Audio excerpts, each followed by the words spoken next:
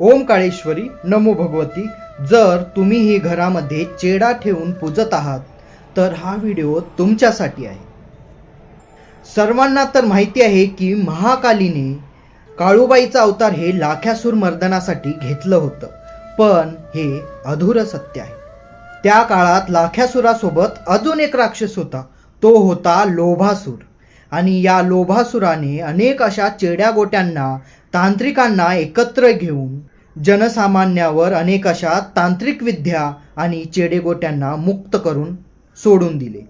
याचा परिणाम असा होऊ लागला की जनसामान्यांना हे चेडे सतवू लागले आणि अनेक अशा तांत्रिक शक्तींनी हे जनसामान्य त्रासावू लागले। मांडव्य ऋषी आणि मांडादेवीच्या हाकेला धावणाऱ्या या कलकत्तेच्या कालीदेवीने मांढरदेवी काळूबाईचे अवतार धरिले आणि लाख्यासुराचे मर्दन केले। त्यावेळी या आईने लोभासुराचाही अंत केला आणि अनेक अशा तांत्रिक शक्तींना आपल्या अधीन केले आणि या चेड्या गोट्यांवर नियंत्रण मिळवले। आणि अशा अनेक चेड्या गोट्यांना आणि तांत्रिक शक्तींना आपल्या पायाशी घेऊन आई काळूबाईने मांढरगडावर आपले स्थान निर्माण केले आणि हेच शक्तिस्थान म्हणून पूजले जाऊ लागले।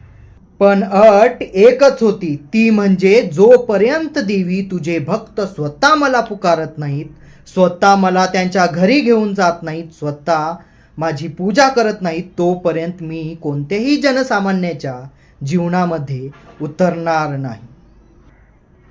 पण आजकाल त्याच आईचे भक्त या चेड्या गोट्यांना घरी आणून पूजत आहेत।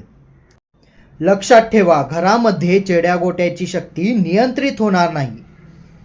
चेडा म्हणजे द्विमुख शक्ती आहे, जर त्याचे योग्य पालन नाही झाले तर ते तुमचे देखील नुकसान करणार, हे निश्चित आहे।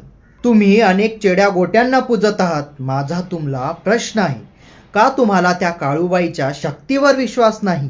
का तुमच्या भक्तीवर तुमचा विश्वास नाही?